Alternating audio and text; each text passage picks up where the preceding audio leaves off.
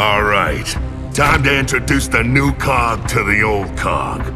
And clear these bucketheads out of my house.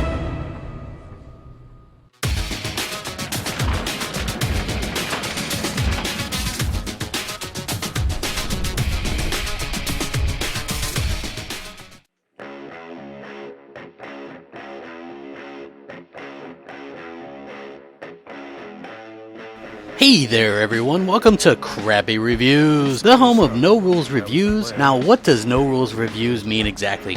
Well, it means whatever the hell I want it to mean. I don't adhere to any set professional standards. It's all raw, my own personal thoughts and opinions, and I do it how I want to do it. And if you don't like it, then don't watch. It's really simple, but there's always some moron, or morons more accurately, who don't understand what optional content is. I'll never understand the thought process of someone who watches something they don't like. Crazy, right? Today I'm reviewing yet another Xbox One exclusive. This time, it's the first entry of this generation for the Gears of War series. The new entry, that is. Now, Gears of War 4, as many of you might know, is out now. It released. And I'm a huge Gears of War fan. I even have a kick-ass Crimson Omen tattoo on my arm. Now, I've been eagerly looking forward to the launch of this game since Microsoft announced that they bought the IP from Epic Games. That was an awesome announcement. Now, I had faith early on that this game was going to be in good hands with the Coalition. I mean, the developer changed their name to the Coalition, and that's actually named after something in the games themselves. That's impressive. Rod Ferguson, also one of the original producers on Gears of War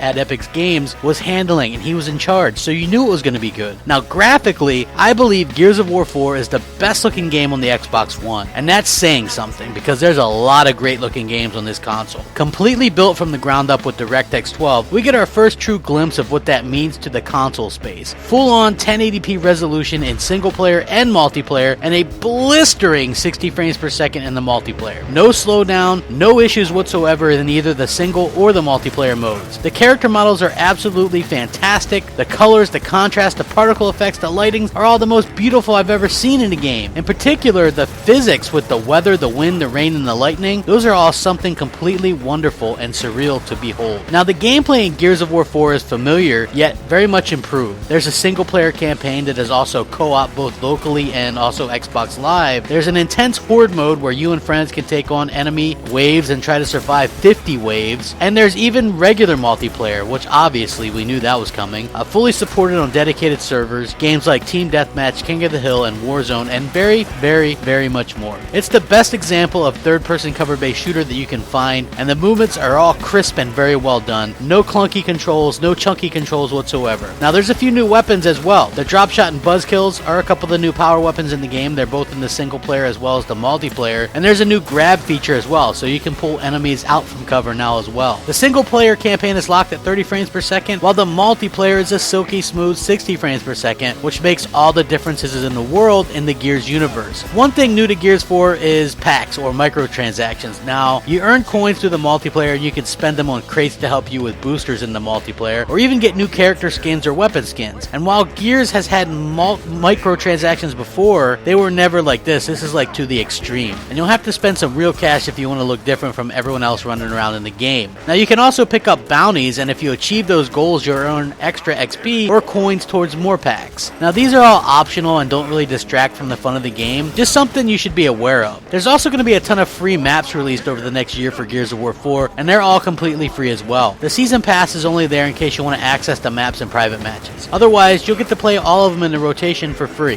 Now, the story of Gears of War 4 is absolutely phenomenal and a high point for the series. The new crew is absolutely fantastic, and I don't want to give anything away, but if you're a longtime Gears fan, you'll definitely walk away happy with this game. What I can say is that the game takes place 25 years after Gears of War 3 and revolves around Marcus Phoenix's son JD, and this story perfectly sets up a brand new trilogy. I beat the game in co-op on normal, and it took around 11 hours, and I got roughly half the collectibles, so there's obviously many more hours to be spent playing this game. Now, overall, I find it difficult to complain about any aspect of the game aside from the lack of gamer score throughout it. So far, I have close to 30 achievements unlocked and less than 200 gamer score off that. That's really bad and a low in my opinion. Most of the achievements are like 5 gamer score for chapter, which was kind of disappointing. Now, this is still a must-own game if you have an Xbox One, and this is one of the reasons I absolutely love Xbox. They deliver on these huge AAA experiences unlike any other company. Gears of War gets a fantastic 9.75 out of 10. Please remember to comment, rate, subscribe, rack 'em up. Thanks for watching, everyone. Crapgamer out.